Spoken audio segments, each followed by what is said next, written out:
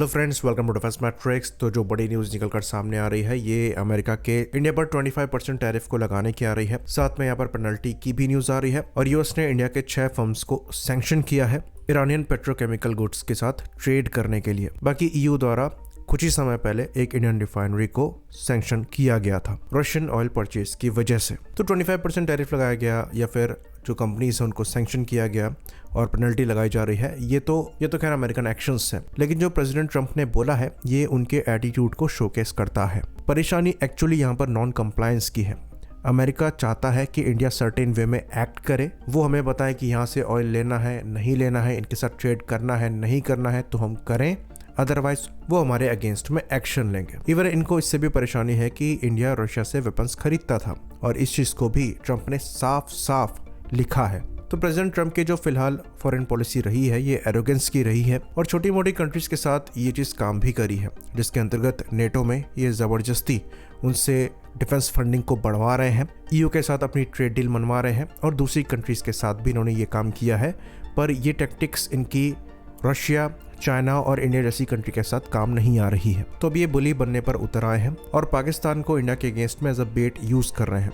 इन्होंने पाकिस्तान के साथ एक ट्रेड डील फाइनलाइज करी है और इन्होंने यहाँ तक कह दिया है कि यूएस पाकिस्तान के साथ काम करेगा पाकिस्तान के ऑयल रिजर्व्स को डेवलप करने के लिए। और फिलहाल यूएस की ऑयल कंपनी को चूज किया जाएगा और फिर हो सकता है फ्यूचर में ये तेल इंडिया को बेचा जाए। अब लोग ट्रंप की बेवकूफ़ी का मजाक इसलिए बना रहे हैं क्योंकि पाकिस्तान के पास कोई ऑयल रिजर्व नहीं है, वो खुद ऑयल इंपोर्ट कर रहे हैं। तो ये बेसिकली रेप्लिकेट करना चाह रहे हैं इंडिया और रशिया की सिचुएशन को पाकिस्तान के साथ, ताकि इंडिया को नेगोशिएटिंग टेबल पर ला सकें। वरना अगर आप ट्रेड देखेंगे इंडिया और यूएस का और यूएस और पाकिस्तान का, तो ज़मीन और आसमान का अंतर है।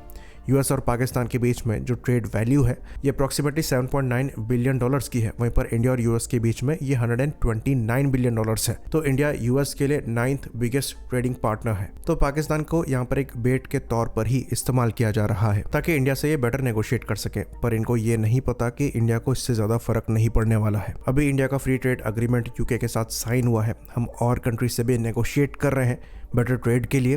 तो अगर कोई डील यहाँ पर नहीं मिलती है तब भी हमारा थोड़ा नुकसान ज़रूर होगा, पर बहुत बड़ा नहीं होगा।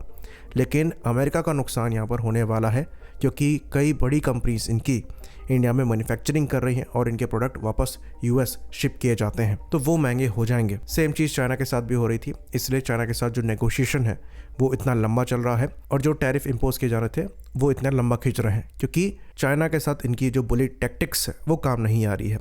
लेकिन बेवकूफ़ी यहाँ पर ट्रंप की ऐसी है कि चाइना इनका एलाय नहीं है, पर इंडिया के साथ इनके अच्छे रिलेशन है और यहाँ पर दोनों के रिलेशन इंप्रूव भी हो रहे थे। तो अपने पार्टनर को बैक स्टेप करना लॉन्ग टर्म इम्प्लीकेशंस के साथ आता है। तो बहुत मुश्किल से इंडिया और यूएस के रिलेशन जो हैं वो सुधर रहे थे, लेकिन अब यहाँ से वो नीचे जा सकते हैं। ऑल्दो अभी भी यहाँ पर ट्रेड नेगोशिएशन चल रहा है और ट्रंप के वर्ड्स की कोई वैल्यू नहीं होती है, ये दुनिया जानती है। ये बैक ट्रैक भी अपनी बातों से बहुत जल्दी कर जाते हैं। पर एक कॉशन की सिचुएशन ज़रूर इंडिया में क्रिएट हो जाएगी, जिसकी वजह से जो इंपॉर्टेंट डील्स हैं जो कि स्ट्रेटेजिक इम्प्लीकेशंस वाली हैं उनको लेकर हम ज़रूर विचार करेंगे अमेरिका के साथ आगे बढ़ने से पहले। होपफुली हम करें भी। तो प्रेसिडेंट ट्रंप द्वारा डिफेंस डील्स को लेकर भी कोट किया गया है, जहाँ पर इन्होंने बताया है कि इंडिया जो है ये रशिया से ही वेपन्स को लेता आ रहा है। अब इसके पीछे रीजन भी अमेरिका ही रहा है, लेकिन ये ट्रंप की समझ के बाहर की चीजें हैं। तो चीजें पॉजिटिव होने की वजह से ऐसा हो रहा था कि इंडिया अपनी रिलायबिलिटी रशियन वेपन से कम करता चला आ रहा था और यूएस के वेपन की तरफ हम झुक रहे थे। Even important defence deals India और यूएस के बीच में होने वाली थी, लेकिन अब ऐसा लगता है कि इस मामले में हमको दोबारा से विचार करना चाहिए। अगर हम अमेरिका पर डिपेंडेंट होते हैं तो ये एक सैबोटाज की सिचुएशन होगी अमेरिका के अभी के रिएक्शन को देखते हुए। ये कभी भी हमें बैक स्टेप कर सकते हैं, जो कि अच्छा नहीं है। तो जो सबसे ज़्यादा क्रूशियल डील है जिसको लेकर हमें विचार करना चाहिए, ये जेट इंजन्स को लेकर है। तो GE F414 इंजन्स जो हैं इनको लेकर हम इंडिया में मैन्युफैक्चर करने वाले थे। अभी सुबह के वीडियो में ही हमने डिस्कस किया था कि HAL और GE के बीच में एक अग्रीमेंट साइन हुआ है, जिसके अंतर्गत ट्रांसफर ऑफ टेक्नोलॉजी के साथ F414 इंजन इंडिया में मैन्युफैक्चर होंगे। डील अभी साइन नहीं हुई है, जो कि एक्सपेक्ट करी जा रही थी कि इस फाइनेंशियल ईयर के एंड से पहले करी जाएगी। तो हमारा तेजस मार्क 2 और AMCA प्रोग्राम इस पर डिपेंडेंट है, जो कि एक तरीके से इंडियन एयरफोर्स को भी इस पर डिपेंडेंट बना देता है और ये हमारे लिए बहुत ही ज़्यादा क्रूशल है।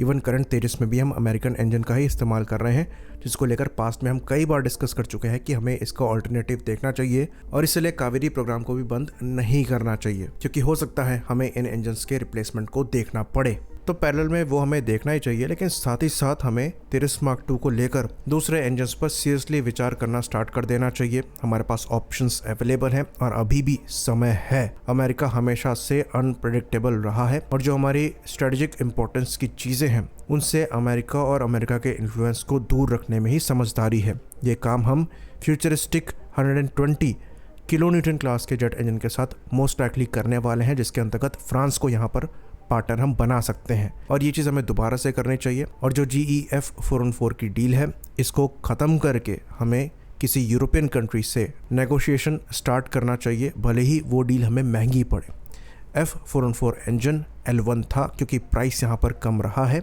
इसलिए हमने इसको चॉइस बनाया, पर बैक स्टैबिंग का जो प्राइस है वो हम पे नहीं कर पाएंगे। बेटर दो और कंट्रीज़ हैं जो कि अपने इंजन्स को सेम कैटेगरी में बना रही हैं। पहला, हम रोल्स रॉयस के पास जा सकते हैं और EJ200 इंजन्स को लेकर नेगोशिएशन स्टार्ट कर सकते हैं। ये इंजन पहले भी जनरल इलेक्ट्रिक के F414 इंजन पर चॉइस था, पर प्राइस में बीट नहीं कर पाया था। तो फ्री ट्रेड एग्रीमेंट भी हमने अभी UK के साथ साइन किया है और UK अभी मोर देन विलिंग है इंडिया के साथ कई मामलों में बिजनेस और पार्टनरशिप को आगे बढ़ाने के लिए। तो इसका फ़ायदा हम उठा सकते हैं और EJ200 को लेकर डिस्कशन कर सकते हैं। लेकिन अगेन, अगर हमें अमेरिका का बिल्कुल भी इन्फ्लुएंस नहीं चाहिए, क्योंकि ये UK के थ्रू आ सकता है, तो हम फ्रांस से बात कर सकते हैं। फ्रांस भी एक ऐसी कंट्री है जिसकी फॉरेन पॉलिसी इंडिपेंडेंट रही है और ये अमेरिकन बुलिंग के सामने बो डाउन नहीं करते हैं। तो इनसे हम M88 इंजन के -4 वर्जन्स को लेकर बात कर सकते हैं, जो कि पहले ऑफरिंग में था। ये इंजन अभी कॉन्सेप्चुअल स्टेज पर ही है, पर बनाया जा सकता है। ये साइज़ में और डायमेंशन में M88 से थोड़ा बड़ा होगा, लेकिन थ्रस्ट भी यहाँ पर 95 से 105 किलो न्यूटन तक प्रोड्यूस हो जाएगा। डिज़ाइन में हो सकता है थोड़े बहुत चेंजेस करने पड़े, पर वो उतना समय नहीं लेंगे। भले ही इन इंजन के साथ हमें 2 से 3 साल एक्स्ट्रा देना पड़े, वो ज़्यादा बेहतर है इस चीज़ से कि अमेरिका बीच प्रोडक्शन में सप्लाई बंद करके प्रोडक्शन ही रोक दे। बाकी M88 के साथ सेंस इसलिए भी ज़्यादा बनता है क्योंकि फ्यूचर में भी हम इन्हीं के साथ कोलैबोरेट करने वाले हैं अपने फ्यूचरिस्टिक इंजन्स को बनाने के लिए। बाकी रफाल में भी यही इंजन लग रहे हैं, तो एक कॉमनैलिटी आ जाएगी और इस इंजन को लेकर हम पूरा इकोसिस्टम इंडिया में सेटअप कर पाएंगे। तो ये बहुत ज़्यादा क्रूशल है। बाकी दूसरी डिफेंस डील्स भी हैं, लेकिन उसको लेकर हम इतना नहीं कह रहे हैं क्योंकि वहाँ पर रिप्लेसमेंट आपको मिल सकते हैं और अगर वहाँ पर अमेरिका चीज़ें बैन करता है तो आपको ऑल्टरनेटिव मिल जाएंगे, तुरंत मिल जाएंगे। पर इंजन्स को लेकर अगर आप ऑल्टरनेटिव देखेंगे तो मिलेंगे ज़रूर, पर आपको इंटीग्रेट करने में इनको समय लगेगा, डील को फाइनलाइज करने में समय लगेगा। तो ये लॉन्ग टर्म में हमारे लिए नुकसानदायक साबित हो सकता है। इसलिए इस केस में हमें कम से कम रिस्क नहीं लेना चाहिए। अगर स्ट्राइकर है तो उसका रिप्लेसमेंट आपको मिल जाएगा, जेलविन का रिप्लेसमेंट आपको मिल जाएगा, पर इंजन का रिप्लेसमेंट इतनी आसानी से नहीं मिल पाएगा और करना भी इनको रिप्लेस इतना ईजी नहीं होगा। तो इस चीज़ पर गवर्नमेंट ऑफ इंडिया को दोबारा से सोचने की रिक्वायरमेंट है और अमेरिका के इस एटीट्यूड के बाद खासकर इस प्लान को ड्रॉप करना ज़रूरी है। आई होप इन्फॉर्मेशन यहाँ पर क्लियर रही हो। इसी बात पर इस वीडियो को हम ख़त्म करेंगे। लाइक करिए, सब्सक्राइब करिए। जय हिंद।